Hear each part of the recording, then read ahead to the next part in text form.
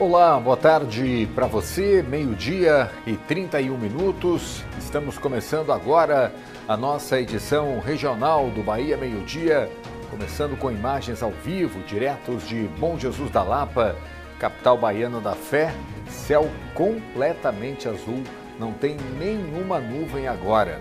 As imagens ao vivo do centro da cidade, em frente ao Santuário do Bom Jesus, nesse comecinho desta tarde de quarta-feira, hoje é 28 de maio de 2025. E nós já estamos no ar, então, com o Bahia Meio-Dia. Vamos logo para a rua conversar com a Aline Miranda, saber quais são os destaques dela para esta edição do Bahia Meio-Dia de hoje. Estou vendo aqui a Aline ao vivo, no Cais de Barreiras, no centro da cidade. Bem-vinda, Aline, e boa tarde para você. Boa tarde, Carlos, para você e para todos que nos acompanham aqui no Bahia Meio-Dia. Carlos, eu acredito que você lembre que noticiamos na nossa programação um caso que aconteceu em setembro de 2021, em que um médico foi morto dentro do consultório na cidade de Barra. Pois é. Hoje vamos trazer informações porque foi marcado o júri dos acusados deste crime que chegou a chocar toda a cidade de Barra pela violência como aconteceu. Ele foi morto na frente de pacientes e a esposa dele, que trabalhava no consultório também presenciou esse crime.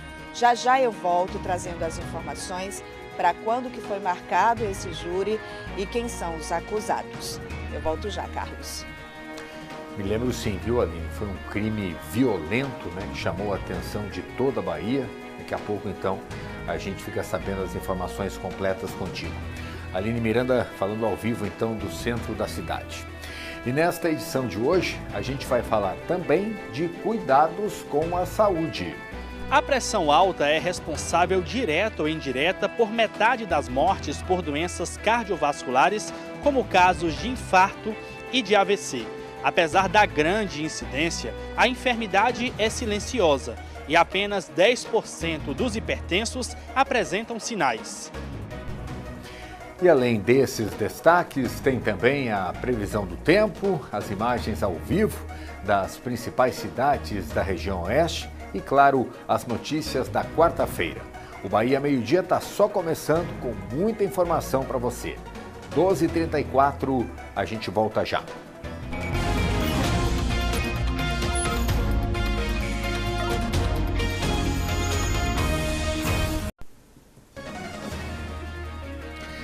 Já estamos voltando, as imagens ao vivo, panorâmicas, aí mostrando o céu de Barreiras, também uma parte da cidade.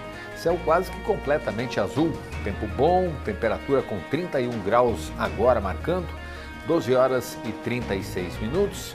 A gente está voltando então com o Bahia Meio-Dia. Nós falamos agora de um acidente que aconteceu na BR-349, no trecho da cidade de Correntina. A gente está conferindo agora, então, as imagens do local do acidente. Olha só, ele aconteceu por volta das 9h20 desta terça-feira. Foi uma batida entre um caminhão e uma caminhonete na BR-349, zona rural de Correntina. Com a batida, Juraci Pereira dos Santos, de 51 anos, motorista da caminhonete, ficou preso às ferragens e, infelizmente, não resistiu aos ferimentos que teve, morrendo no local. O motorista do caminhão, um homem de 32 anos, não teve ferimentos graves. Ele saiu da pista e parou cerca de 200 metros do local da batida. O corpo da vítima foi retirado por equipes de salvamento e permaneceu no local do acidente por mais de 7 horas, até a chegada do Departamento de Polícia Técnica, o DPT, que só ocorreu por volta das 4 horas da tarde. Após o exame de necrópsia em Bom Jesus da Lapa, o corpo foi encaminhado então ao DPT de Santa Maria da Vitória e liberado para a família depois. A Polícia Rodoviária Federal controlou o tráfego e registrou a ocorrência. As causas do acidente ainda estão sob investigação. O DPT não respondeu aos questionamentos sobre a demora no atendimento. Olha, gente, sobre a demora da retirada do corpo da vítima desse acidente, então, que aconteceu na BR-349, nós fomos perguntar ao DPT E por meio de nota, eles nos informaram o seguinte: informamos que até o momento as necrópsias ainda não são realizadas em Santa Maria da Vitória. Quando foi solicitada a perícia, o único motorista de plantão encontrava-se em Bom Jesus da Lapa, aguardando a finalização da necrópsia de uma vítima de acidente ocorrida no dia anterior, para então realizar o traslado do corpo de volta a Santa Maria da Vitória, onde seria entregue à família.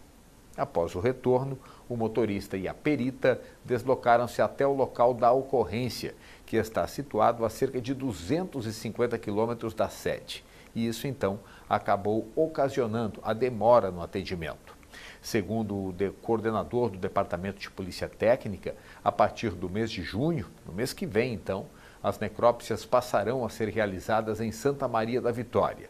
E isso vai eliminar a necessidade de transporte dos corpos para Bom Jesus da Lapa e, consequentemente, vai reduzir de forma significativa o tempo de resposta às solicitações de perícia. Seguimos falando de justiça porque ela marcou a data do julgamento dos envolvidos no crime do médico Júlio César de Queiroz Teixeira. Ele tinha 44 anos de idade quando morreu, assassinado com vários tiros dentro do consultório onde trabalhava. Isso foi na cidade de Barra, aqui no oeste do estado. Muita gente com certeza lembra desse crime. Aline Miranda está por aqui, vai contar detalhes então desse caso para a gente. Ela está ao vivo então no centro da cidade. Aline, quais são as informações, né? Quase 4 anos já se passaram desse crime que comoveu muitas pessoas, né, pela brutalidade, pela violência com que ele foi cometido. Boa tarde para você. É isso mesmo, viu, Carlos? Boa tarde novamente para você e para todos que nos acompanham. São quase 4 anos que a família de Júlio César aguarda que as pessoas que são acusadas deste crime sejam julgadas e condenadas. É o que a família espera que aconteça nesse júri que foi agendado para o mês de agosto. Carlos, na época, este crime, quando aconteceu em 2021, tomou uma grande repercussão porque as imagens das câmeras de segurança mostram o momento que aconteceu dentro do consultório em que Júlio César atendia na cidade de Barra. Ele estava trabalhando, atendendo a uma criança no consultório, ele era pediatra, ali na região, não somente na cidade de Barra, mas em várias cidades da região. E no momento que ele estava em atendimento, este homem, que é um dos acusados pelo crime, entrou, atirou e saiu do consultório fugindo em uma motocicleta. Segundo informações da Polícia Civil, 5 pessoas foram presas logo na sequência, que são acusados de terem participação nesse crime. Eles são Diego Santos Silva, conhecido como Diego Cigano, Jefferson Ferreira Gomes da Silva, Ranieri Magalhães Bonfim Borges, Adeilton de Souza Borges e Fernanda Lima da Silva. Diego Cigano é acusado de ser o mandante deste caso. Então, a gente conversou com um advogado que está em defesa da família e ele fala um pouco sobre a expectativa para esse júri que vai acontecer entre os dias 26 e 28 de agosto na cidade de Xique-Xique. Vamos acompanhar.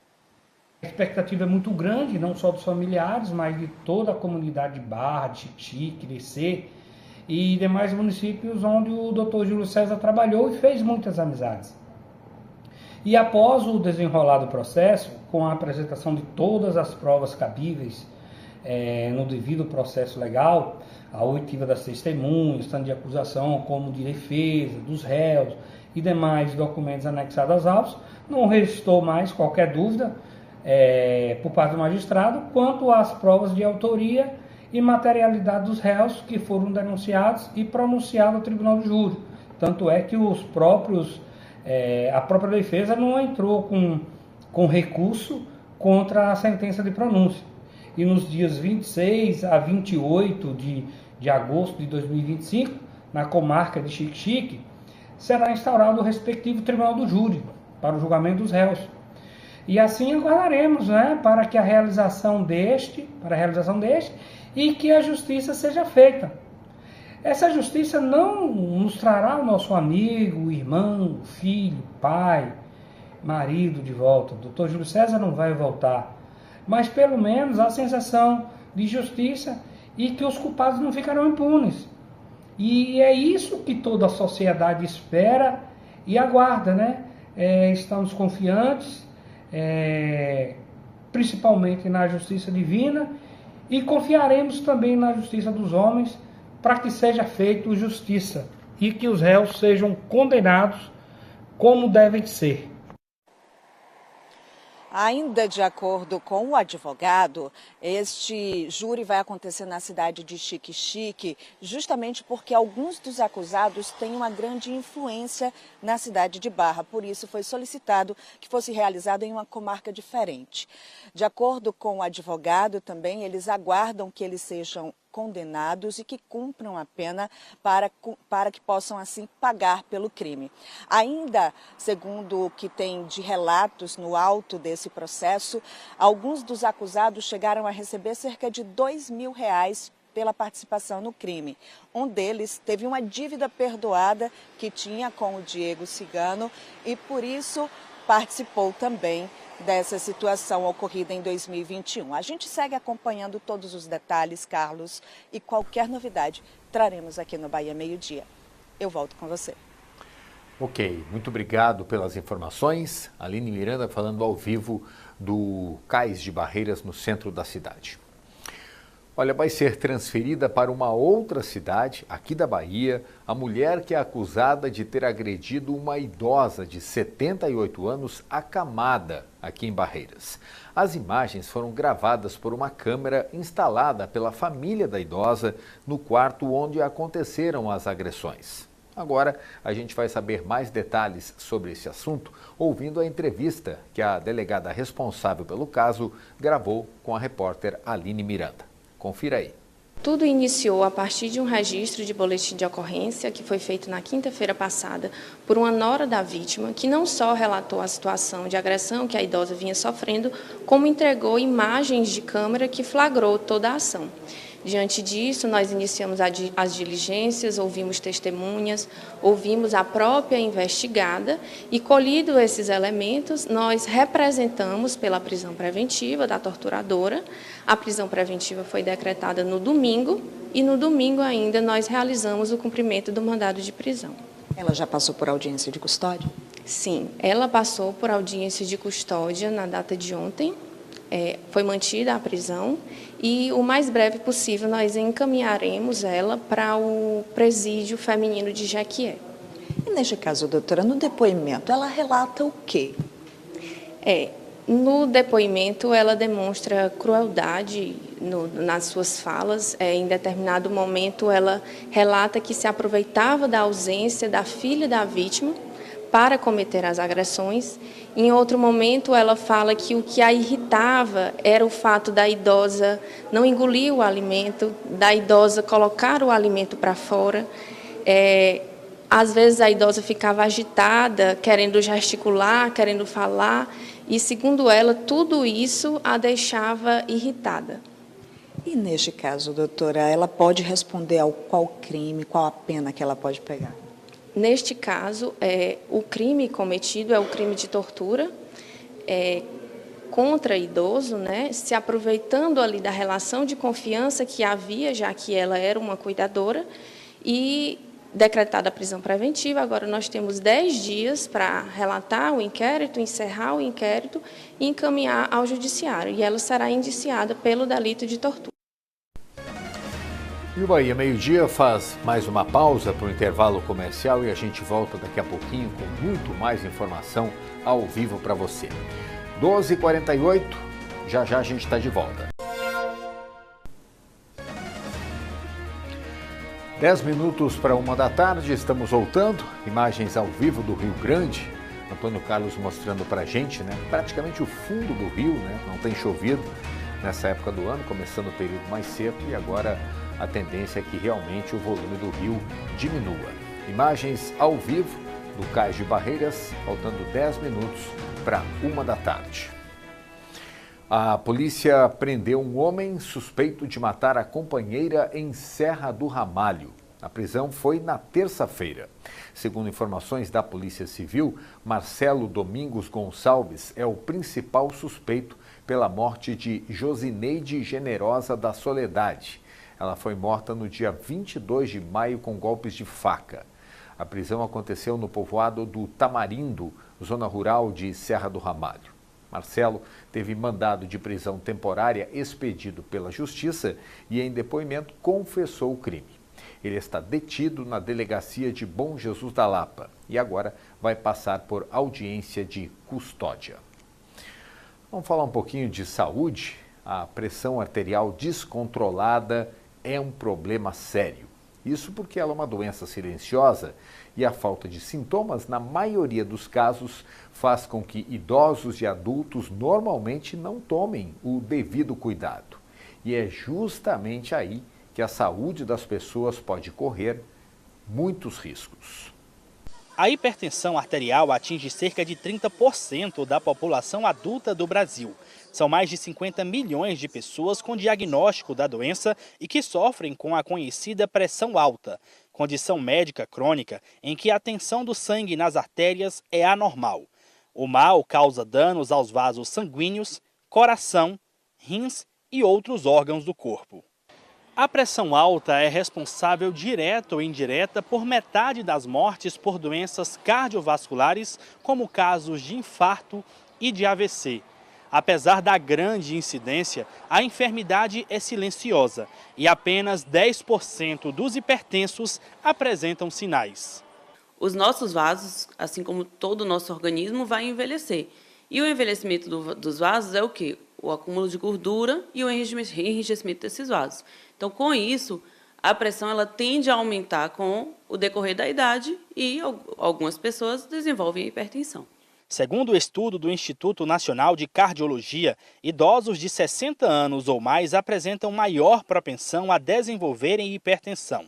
A maior parte dos casos acontece entre as mulheres. Os fatores de risco para hipertensão são tabagismo, sobrepeso, sedentarismo, predisposição genética, Então, se uma pessoa tem um pai, um parente de primeiro e segundo grau que é hipertenso, ela tem uma chance maior de desenvolver hipertensão. Então, a gente tem que fazer a nossa parte. Se alimentar bem, reduzir a ingesta de sal, não fumar, não beber, para diminuir a chance de desenvolver essa doença. Esse é o caminho adotado por Graciele. Hipertensa desde os 13 anos, ela tem na atividade física uma aliada no controle da enfermidade. A minha pressão alta é devido à obesidade, então precisava se tomar cuidado sempre. Subiu o peso, tem que cuidar, alimentação e remédio controlado todo dia. Givaldo também mudou os hábitos após descobrir a doença crônica e hoje mantém uma rotina de treinos que são adaptados à sua condição de saúde. Fui a cardiologista, ele me recomendou um tratamento e no meu tratamento perguntei sobre o exercício, a academia. Ela me alertou, disse que se eu não estivesse fazendo academia, me exercitando, talvez eu tinha tido uma tragédia, Talvez eu podia ter um ataque cardíaco ou um derrame. Toda vez que um cliente ou um paciente chega para a gente, nós fazemos uma avaliação para que assim aferimos a pressão dele, para ver se ele realmente tem essa predisposição à hipertensão ou não. Sabendo que ele não tem essa predisposição, nós fazemos um treinamento normal, seguindo uma linha de eixo normal, mas se desconfiarmos que ele é hipertenso, nós seguimos uma linha então de um pouco mais de alongamento, até que ele possa fazer um check-up e ter esse diagnóstico. Além disso, a recomendação médica é que o paciente hipertenso esteja sempre atento à alimentação adequada e faça exames anuais para analisar o estado clínico. Às vezes a pessoa tem um infarto, não morre, mas fica com insuficiência cardíaca, fica limitado, Então, a importância de você controlar fatores de risco, como hipertensão, como diabetes, é também você ter uma qualidade de vida boa, Viver bem. Pausa para mais um intervalo comercial. Já já a gente volta com as últimas notícias de hoje aqui da região oeste do estado. 5 minutos para 1 da tarde. Voltamos já.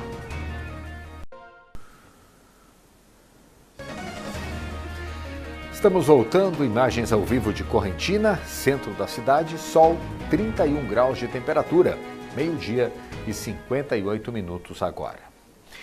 O agronegócio baiano continua fazendo muito sucesso. Uma prova disso é que as exportações alcançaram um novo recorde, estimado em US$ 1,5 bilhão entre janeiro e março deste ano. Na prática, a Bahia superou o volume total alcançado por todos os demais estados nordestinos juntos. A nossa região tem uma participação decisiva nisso, com os grãos e as fibras que saem do oeste baiano e vão para o outro lado do mundo. É um orgulho para todos os baianos que nós possamos ter um maior número de exportações do que o Nordeste. Então, isso é uma meta que nos orgulha, mas que nos dá a responsabilidade de continuarmos no caminho certo, com muito trabalho e de mãos dadas. É um novo ciclo e demonstra, com certeza, a capacidade do produtor rural de crescer, né, e de ver os ciclos. O produtor rural está cada vez mais profissional, né, com novas tecnologias, com a experiência que já tem dos outros ciclos da soja e do algodão, olhando para o futuro, né, conversando com o mundo. A gente tem hoje uma abertura de mercado muito grande na Ásia, o que possibilita que nós possamos produzir e escoar esse produto com maior facilidade. Então, tudo isso nos dá muita esperança de um crescimento. Secretário, onde vai parar o oeste baiano, né? Uma região abençoada, onde tudo que se planta dá. O oeste baiano é um lugar privilegiado para se viver, onde o desemprego é menor, a violência é menor, as pessoas aqui ainda têm um estilo de vida do interior, as coisas boas do interior e tem as coisas boas que você tem numa capital. Então, o oestino vive feliz com a vida e a gente tem uns amigos que vêm para cá, né, e a gente sempre fica conversando e mostrando que aqui é o melhor lugar para se viver. Não é à toa que gente do Brasil todo, do mundo todo, vem morar aqui hoje. Então, eu acho que o oeste só está dando os primeiros passos. Acho que a gente tem que aproximar mais o oeste do governo do Estado, das decisões da capital, né, diminuir esse distanciamento para que nós possamos juntos crescermos mais. Que bom, né? Viva o oeste, viva o agronegócio da nossa região. Bahia Meio-Dia de hoje termina aqui. A gente se encontra de novo amanhã, às 12h30. Boa tarde para você. Até lá.